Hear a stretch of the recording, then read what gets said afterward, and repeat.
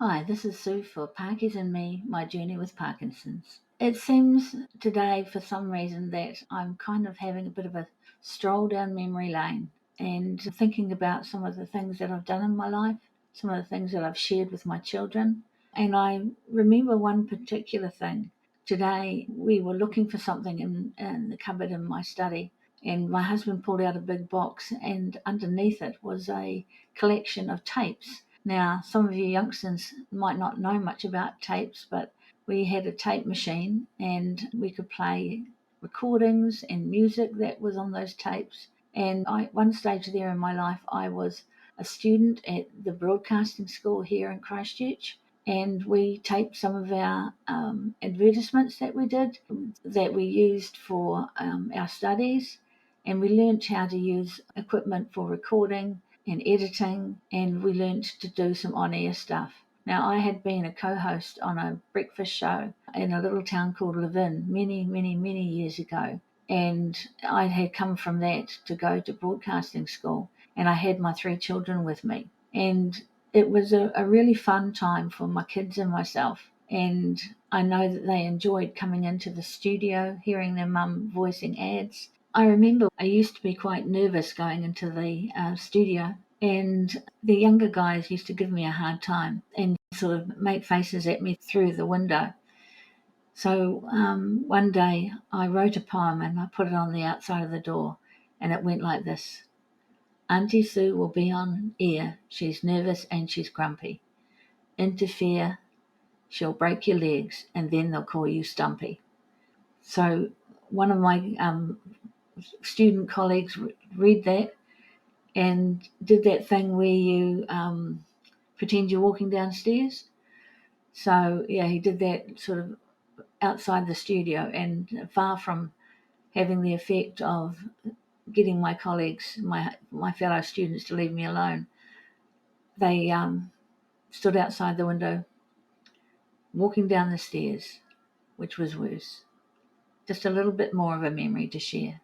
When I had my placement at Wanganui, there was a time when it was school holidays, and I asked if I could bring my 3 children into work because I couldn't leave them at home, and my then second husband wouldn't be able to look after them. So they said, yeah, by all means, bring your children into work. That's not a problem. So I was writing and voicing commercials at that time, and it was part of my course. And so I deliberately went to see some of my clients who were needing advertisements, and I sold them the idea of some advertisements with myself and my children together, and one that my youngest son voiced on his own for a petrol station. Now, I won't name the petrol station, but I'm going to see if I can find that tape and see if I can play it this Christmas, because it was absolutely gorgeous. And he did so well, and I wish I'd found it and played it at his wedding. It would have been an absolute hoot. So yeah, so this it's funny, the things that come to your mind when you discover something like some tapes fall on the floor and you go, oh, I remember those. I haven't seen those for years. And that same boy had a thing about a button box. I had this massive collection of buttons. I don't know where they are at the moment, but he used to love going through them and just picking his way through them. And we'd sit and chat away and talk about the various buttons and the colour, and I don't know what we talked about. We just sat there and played with the button box, and it was one of his favourite things to do.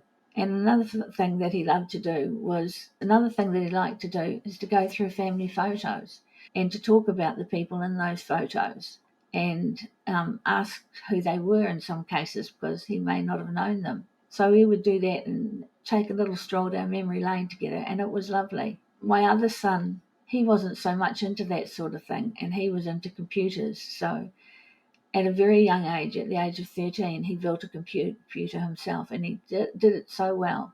And, he wasn't into school that much, but he loved his computers and he did well with them.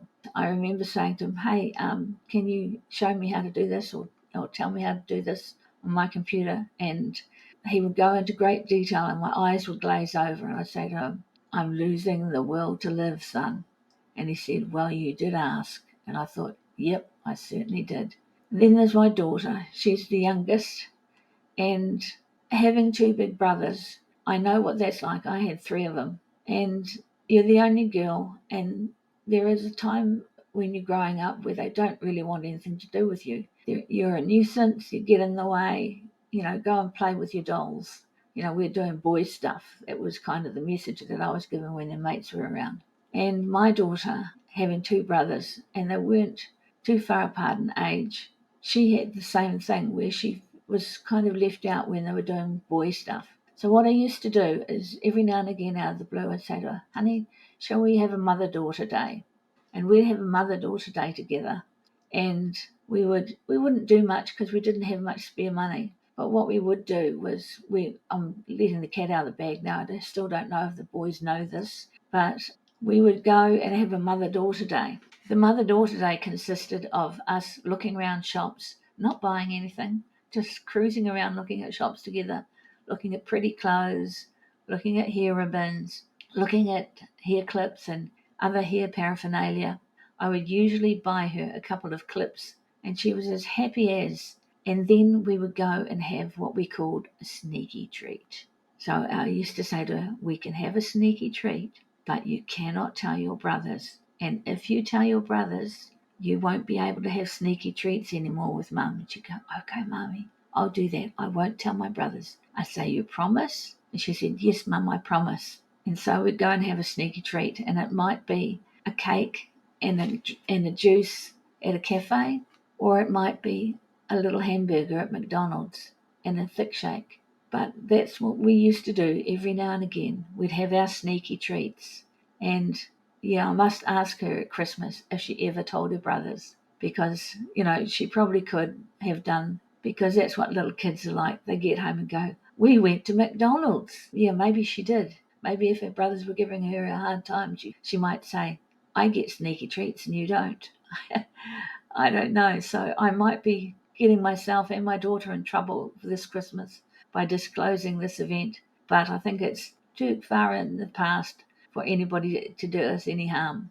So yeah, this is just me in a reflective mood as we come near to Christmas, thinking about some of the things that I did with my children. And some of those things didn't require much in the way of money. In fact, many of them didn't.